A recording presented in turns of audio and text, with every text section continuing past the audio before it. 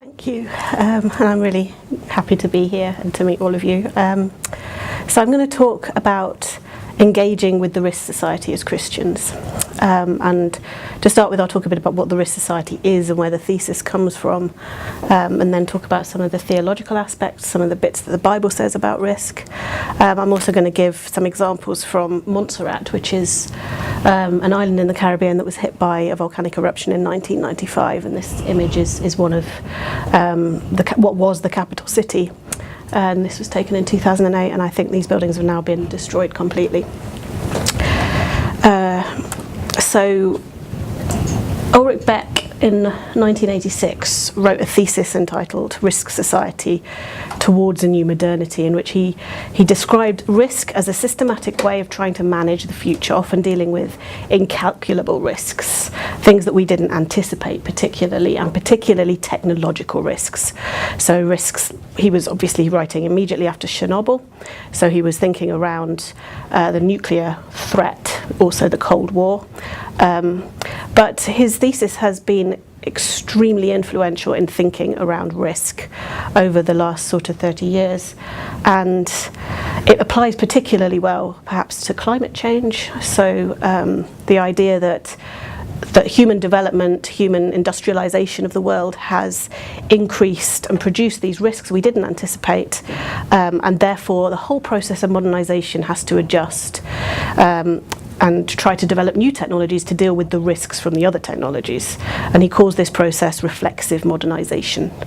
And there are a lot of other examples, so earthquakes and tsunamis that then lead to a nuclear meltdown because the state of science in tsunami modeling particularly wasn't up to scratch with the nuclear technology that was put apparently in harm's way, and then we have to start modelling and trying to figure out how we're going to deal with nuclear fallout.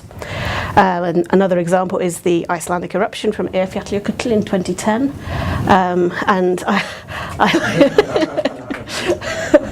I like this because it sort of says one does not simply fly into Europe, as though flying were a quite simple thing to do. And if we hadn't had aviation technology, we would not have noticed that eruption.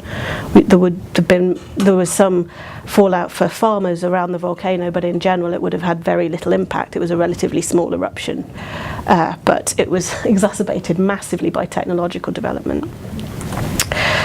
So Beck describes in detail some of the symptoms of what you might expect in the Risk Society, which is sort of increased government of risks, increased need to regulate, so that the governments even start sort of using risk as a way of managing people, of telling you how you should measure up, what risks you should and shouldn't take. Should you smoke? Should you visit particular countries? All of these kinds of things are ways of managing and mitigating risk. Government and industry have to set up separate institutions to deal with risk. So the Department for Health has a lot of responsibility in that, Health and Safety Executive, and a lot of the laws around risk assessment. My students have to fill in risk assessments even if they're just visiting a poetry festival or something like that for their dissertation. So all of this kind of stuff is a symptom of increased awareness of risk and need to govern and manage risk. The insurance industry, the reinsurance industry, again, very good examples of the need to try to manage and mitigate things that we can't really anticipate, but we can try and sort of bring them under control. Probabilistic risk assessment and the emergence of probability, which has been traced by Ian Hacking to the sort of 17th century, is another example of this. It's probability as a way of trying to put a number on an uncertain future and thereby try to bring it under our control, even though often probabilities have to be estimated and are very subjectively managed. Some aspects of Beck's argument have also been disputed. So he talked about moving from what he calls pre-modernity, the sort of medieval state, through industrial society, which is the first modernity, and then into reflexive modernity, the second modernity, or the Risk Society, in which wealth distribution as a determinant of society is replaced by risk distribution. And although you can see some aspects of that happening, there are still massive problems with wealth distribution. So that is one critique that's been levelled at him. He also totally underestimates the natural hazards. So he talks about those as the hazards of the old modernity, whereas actually there's interaction between technological and natural hazards, and also natural hazards. The risk from natural hazards has increased hugely due to population exposure, which is largely the result of technological development, medical technologies, and population growth. So although those things kind of fit in a little bit with his narrative, he did not anticipate them. It is also quite a Western-centric narrative. It doesn't really take into account cultures that have a totally different view of the world. But at the same time, he does make the point that globalization has significantly increased risk. So although you've still got cultures that are living very traditionally, they're living in their traditional tribal manner, say in the Danakil Depression in Ethiopia, Eritrea, they all have AK-47s. So, you know, there's the risk has been pushed around, and you cannot really get away from the effects of Western risk society. The influence of the risk society thesis is huge. So these are just some of the books that mention risk society across the social sciences, from fertility control to law and policing. And it is generally accepted within the social sciences that we are living in something that could be described as a risk society, where risk is a major organising concept in our lives, and also where people are increasingly characterised by the decisions that they make about risk. And this is very closely linked with what Beck refers to as individualisation, which I'll come on to in a minute. I'm just going to give one other quick example. So the GM crops is one of the discourses. There are other things like BSE, again, farming technologies leading to an unanticipated risk. And we see a lot of sort of memes and a lot of campaigns that are set up around these kinds of unknown risks. We don't know what risks may be associated with some of these new technologies, and therefore you get campaign groups, you get fear-mongering, you get all of this, everything's carcinogenic literature. You get a lot of different kinds of epidemiological work that shows that certain things are good for you, certain things are bad for you, based on large data sets. But it can be very difficult to interpret some of that kind of evidence statistically. This is also all very much tied up with capitalism and the sort of corporate economics, markets, and trying to make money out of new technologies.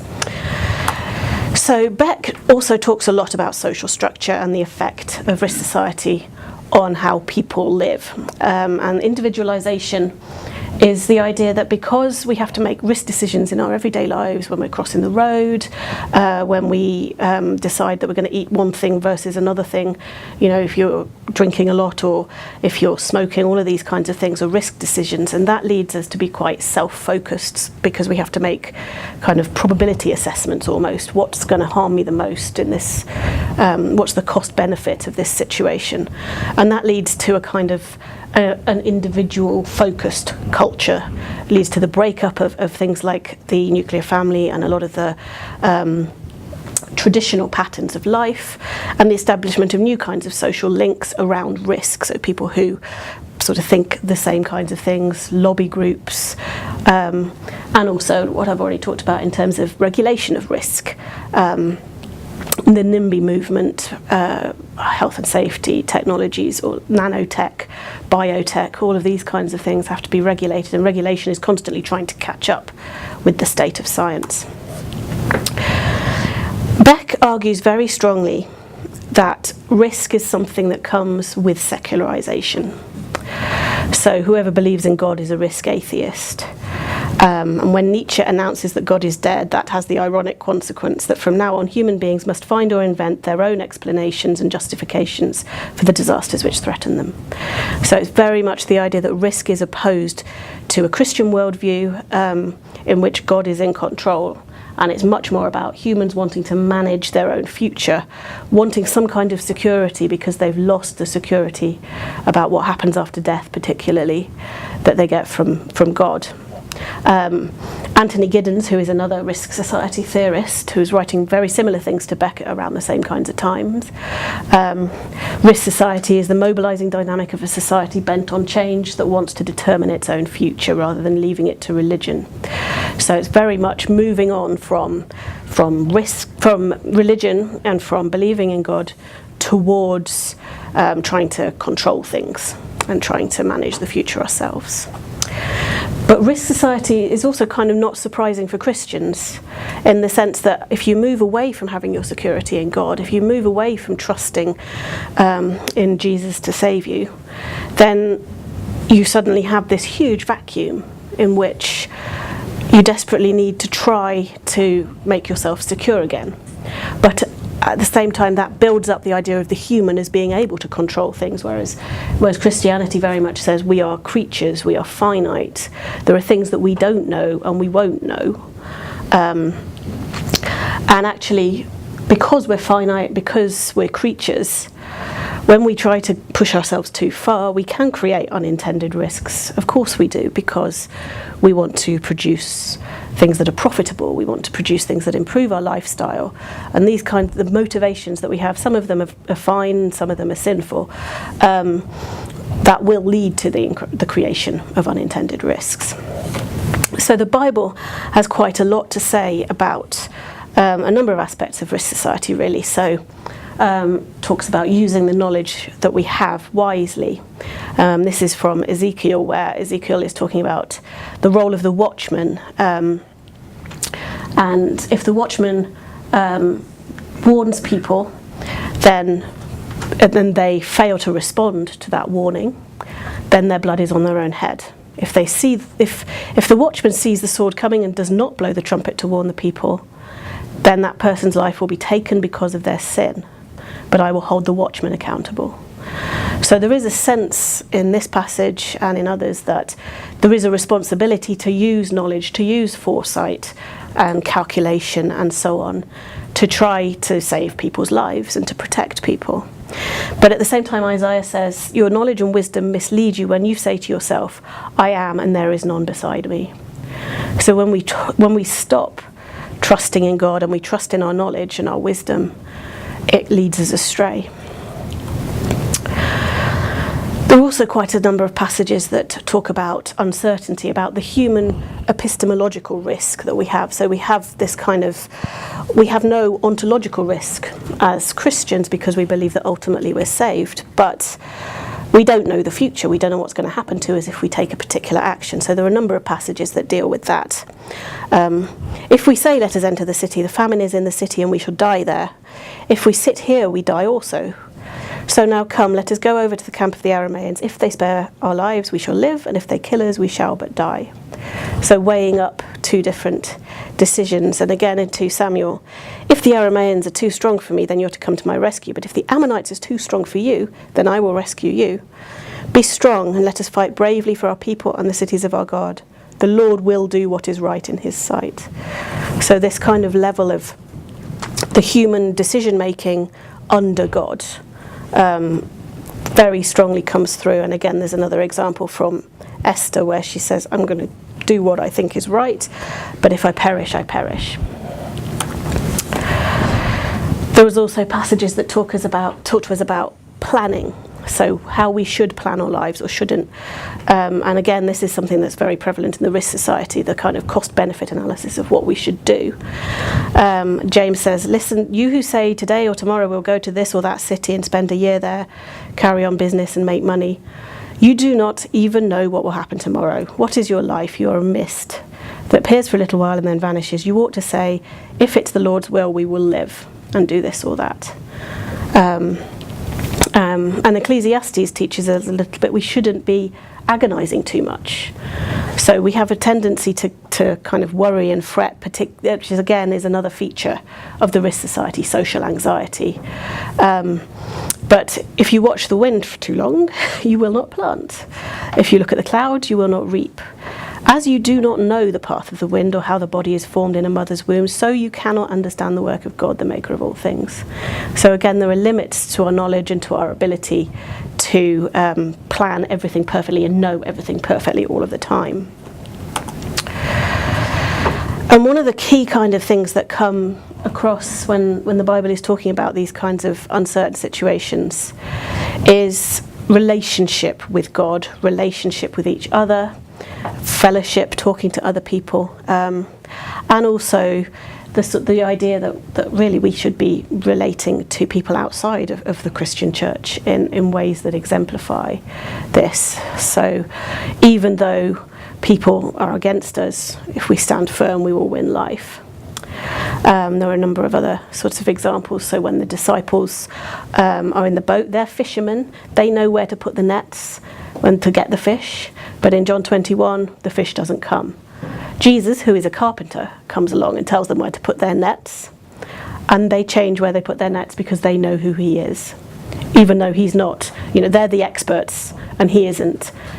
In this kind, they know that he has an authority that is higher than their human knowledge and their experience.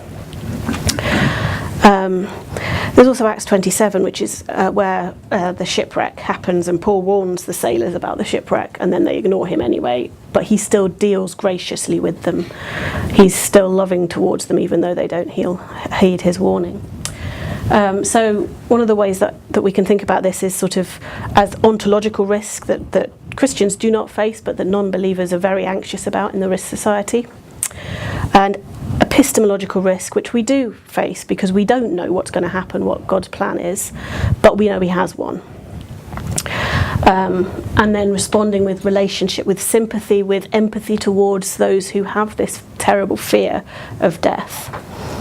And I'm going to try and give some examples now from Montserrat, because I think it's quite interesting in terms of, particularly because Montserrat's a UK overseas territory that is managed by the British government from Whitehall. There's a governor, but it's actually on the ground, the people are very strongly Christian. There are lots of churches. The church is a major feature in organising how Montserrat lives. And there's some really interesting literature on natural disasters in general. So we don't talk about natural disasters in geography and social science of disasters because nobody really thinks they're natural. They're to do with human development, the fact that poor people live in these dangerous places because the land is cheap, the fact that governments often fail to legislate adequately. And this is from Rousseau, who's having a big fight with Voltaire in 1755 after the Lisbon earthquake. And he argues that, it wasn't nature that put all the houses there. And many obstinately remained to expose themselves because what they would have to leave behind was worth more than what they could carry away. So it was about stuff. It was about material possessions that kept a lot of people in their houses. And we still see this today with people not evacuating, not heeding warnings because of looting fears, because of the things that they might lose. And we talk about some of this as sort of vulnerability. So we talk particularly about poverty, inequality, and the sort of driving factors behind those things, greed, corruption, as being the fundamental driver, really, of disaster risk. The hazard is important, we need to understand the hazard, but we also really need to be reducing the vulnerability of these people. Vulnerability discourse also enters into the risk society, so it's very much about humans controlling their vulnerability. So there is also an element of that kind of, if vulnerability is the important thing, we can control it, we can't control the hazards. So there is a kind of an element of pride that comes into that as well that we have to be a bit careful about. But I think this does speak quite well to some of the literature around sin as the driving factor for a lot of these processes rather than the natural world. And Rousseau does talk about, the earth behaves as it was created to behave. If we get in the way of it, it's not because God is mean, it's because we can use our knowledge to understand these things. And we see this is evident in the whole global pattern of disasters everywhere, which I'm happy to talk about afterwards. But there's loads of evidence for that. So this is Little Montserrat. This is what it looked like before the eruption, and this is the clock tower at different stages through the eruption. This is the top of the clock tower. In 2003, it was completely buried by pyroclastic flows and mud flows. Many of the buildings have now been buried as well. The eruption lasted from 1995 to 2010, and they still can't go back into this area because there's too much gas coming out of the volcano. It's still, sulfur dioxide is very high. This is just an ashing event that I saw in 2008, and it is a constant problem for people who still live on the island. Population went from 13,000 before the eruption to about 5,000 now. At its lowest point, it was about 2,500. So there's been a huge impact on this place, and they have been through a lot. Most of them lived in this was the capital city, which was just basically right in the path of everything. So they lost everything. They had to evacuate at very short notice, the final evacuation. And the British government has been utterly hopeless at providing them with any kind of new housing, partly because of land ownership issues and partly because of bureaucracy. So when I was there in 2008, there were still about 57 people living in shelters after 15 years of an eruption, which has generated a certain amount of anger. But these are some of my interview results. These are not in the paper, but I wanted to share them because I think they're really interesting. And this is with Christians on Montserrat in a project I did in about 2011, 2012, I think. And I talked to them about how they interpret the eruption. People were able to see evidence of God's activity among us. I feel God is in everything, and this is happening for a reason. Maybe it's happening to make us stronger, to bring us closer together, to open our eyes. There were a number of responses that talked about creation at work. So all these massive stones coming downhill, and it was like, wow, God, this is what you've been doing. This is how you do it. We can see creation happening in front of us. Creation is ongoing. I believe that creation didn't finish a long time ago, and that was something that came out a lot, the privilege of seeing new land created. Montserrat is now bigger than it was in 1995. So they've seen quite a lot of creation happening. But also it was very demanding and stressful. But having lived through it, if I had a choice, I would go through it all again. I value every moment of it. So this depth of experience gave them this new kind of insight into their relationship with God.